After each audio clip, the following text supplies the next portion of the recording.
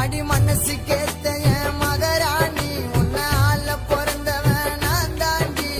கண்ணுக்கு கலையா அழகில சிலையா காந்தமாக கவருது கண்ணோ.